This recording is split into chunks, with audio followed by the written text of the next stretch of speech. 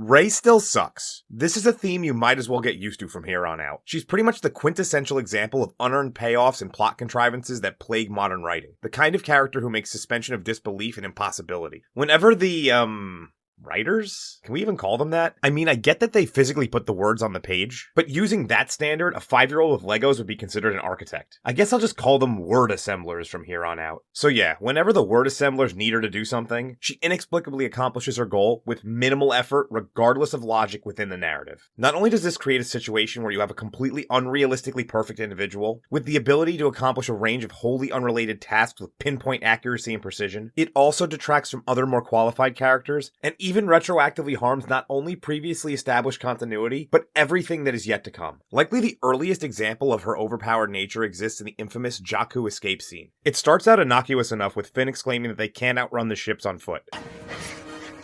We can't outrun them! Thanks, Captain Obvious! Rey, as any logical human being would, suggests that they take a ship of their own. We might! In that quad jumper! And even states that she is in fact a pilot. We need a pilot! We've got one! Upon being questioned about an alternative closer ship, What about that ship? she explains that the off-screen ship is indeed garbage.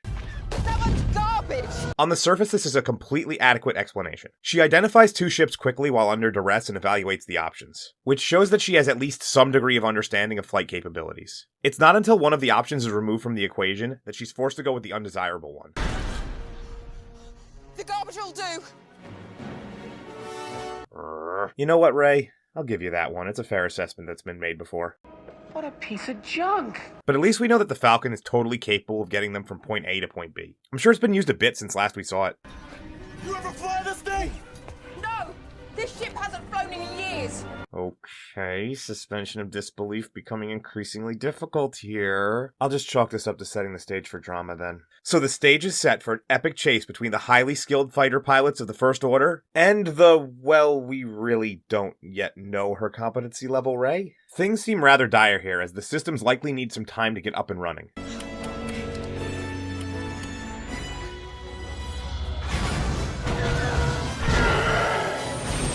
Well then. Okay, so what's the situation here? They have a ship that's known for its speed, especially in lineal flight conditions, and seeing us out there in an open desert, it seems pretty straightforward. Just get up to speed and get out of the atmosphere, where the short-range fighters become severely disadvantaged and simply outrun them. Stay low! Hey, stay low! Stay low! What? Stay low! It confuses their tracking! Well, I guess at least she has Finn manning the gun. The cannon's stuck in forward position. I can't move it. You gotta lose him. Just take his advice, Rey. Outrun them. No need to do anything crazy.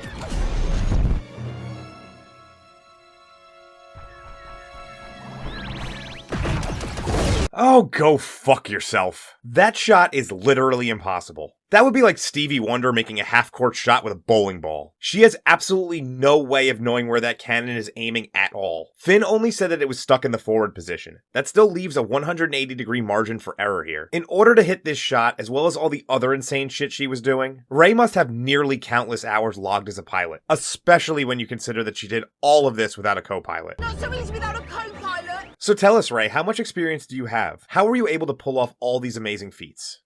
Like shooting. Flying. Thanks. How did you do that? I don't know. No I've one flown some trained you? ships, but I've never No left one? the planet. Oh, go fuck yourself again. So you're telling me that this self-admitted novice just pulled off some of the most unbelievable ship acrobatics in the history of the series, and she doesn't even know how she did it? This would be like a valet from a local restaurant who's barely driven outside of the parking lot being asked to race in the Monaco Grand Prix and winning. Okay, let's look at this from a real-world perspective for a minute. According to the FAA, a person applying for a private pilot certificate for airplanes, helicopters, or gyroplanes must log at least 40 hours of flight time, of which at least 20 hours of flight training are from an authorized instructor. In addition, one must log 10 hours of solo flight training in the appropriate areas of operation. These include 3 hours of cross-country, 3 hours at night, 3 hours of instrument time, and other requirements specific to the category and class rating sought. This is not even a stretch of the imagination to achieve. However, with moves like what we are seeing here, I cannot in good conscience go with the training and requirements for someone to fly a Cessna for a couple hours a month. This is some Top Gun level shit we're seeing, so it's not even comparable. It's an entirely different kind of flying,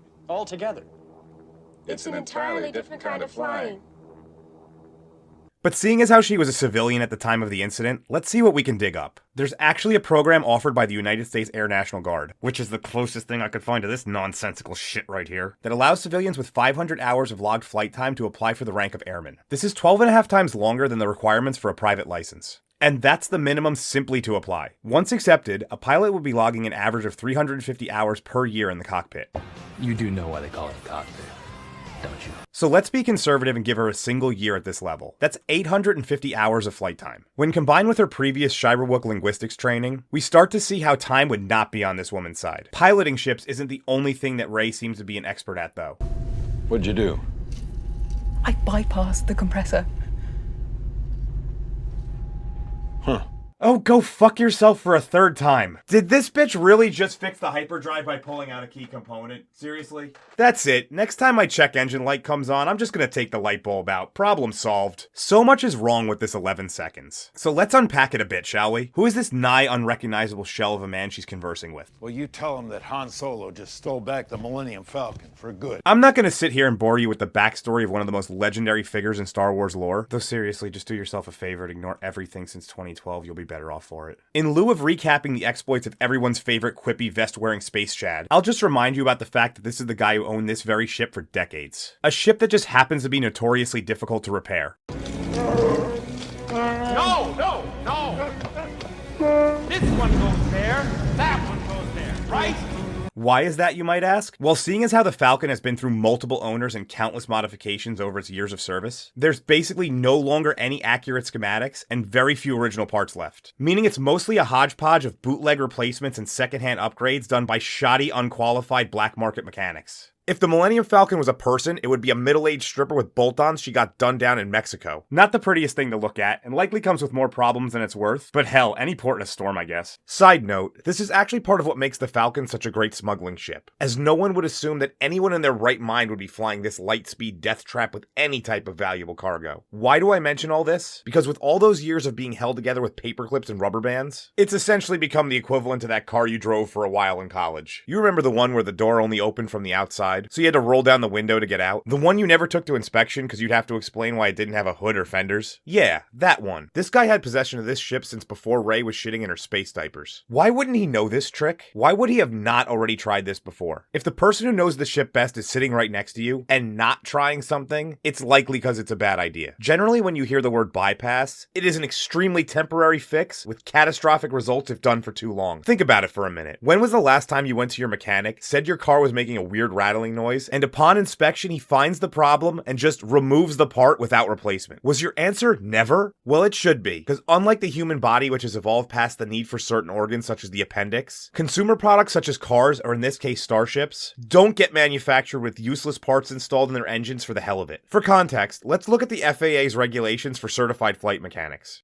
In order to obtain a certification via the typical route, one would have to attend 400 hours at the Aviation Maintenance Technician School, just to complete aircraft mechanic basics. This doesn't include the additional 750 hours of specialized power plant and airframe lessons. When all is said and done, you've racked up approximately 1,900 hours of formal training. Training includes the following: aircraft operations and maintenance, hydraulics, electricity, physics, turbine engines, welding, ignition systems, fuel systems, airframe inspection, hazard warning systems, corrosion prevention. Damn, this is fucking boring. Who the hell would do this for a living? This, of course, doesn't account for actual on-the-job training, which adds even more hours onto the total. Rey's schedule is starting to look pretty intense here. I mean, learning all these skills while still maintaining her necessary scavenging duties simply to eat and survive? This would be a lot for anyone, especially someone with zero support structure. She can't even take a day off if she gets the shits from this gourmet food that Jakku offers. So when is she gonna find any time to attend flight school? One of the most common arguments often thrown out to try and justify this piece of word assembly is that Rey has been salvaging parts from old tech on the planet, so she clearly must know a lot about engines. Look, I've worked on cars a bit and can easily identify a fan belt. I can even price one out for you right now.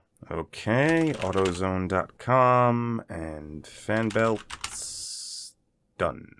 But if you ask me to crawl under a bus at 50 miles per hour like Keanu Reeves to replace one, I'll give you one guess how many people's commutes are going to be interrupted. Being able to identify and price out parts doesn't make you an expert in emergency repairs under duress. That requires one of two things within the script. Either a thorough explanation of one's qualifications within the dialogue, or a demonstration of them in action. You know, I wonder if there's an example of a film that addresses being a mechanic, and the understanding of the inner workings of an engine in a nice compact scene. It's a bullshit question. Huh? That was aggressive. I was just wondering if maybe someone wrote into their script a scene where a character showed aptitude with engines and has a great payoff for an earlier setup. It's a bullshit question. It's impossible to answer. You're telling me that in the 100+ year history of film, there isn't a single scene where someone knew how to explain how engine parts work in a concise fashion? Nobody could answer that question. Actually, I think you may already have Academy Award winner Marissa Tomei, back when that shit still meant something. Here we have Mona Lisa Vito, an out-of-work hairdresser who's called upon for cross-examination in a murder trial involving a highly specific make and model car. Why was she called on, you might ask?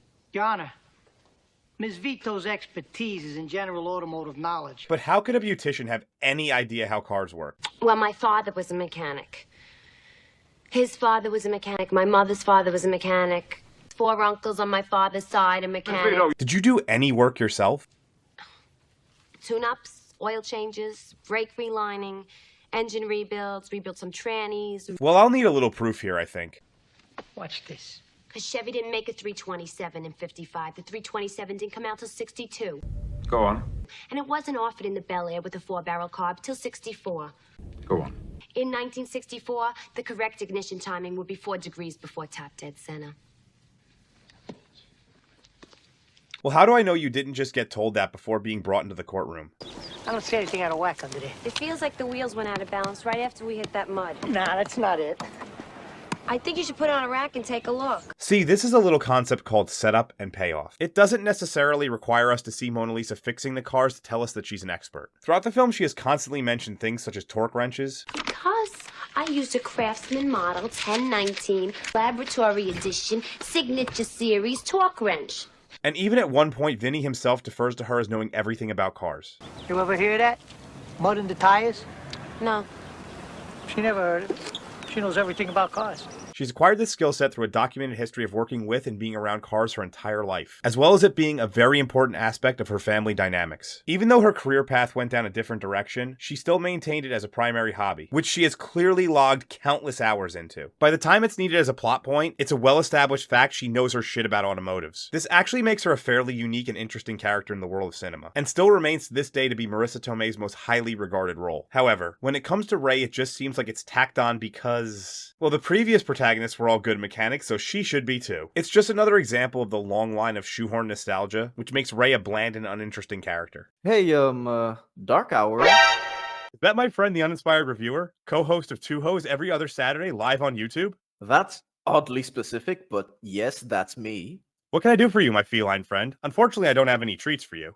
I notice you're going on and on about Ray and her unexplainable proficiency with spaceships. Yeah, well, it makes no sense. I just want it to make sense, damn it. I don't know if you recall, but Mr. Brown did say you shouldn't get bogged down and just move on for your mental health. I appreciate your concern, and also I'd like to say that your fur looks incredibly shiny today. But I'll take your advice and move on to the next video, where I talk about Ray and how just everyone seems to love her for no apparent reason whatsoever.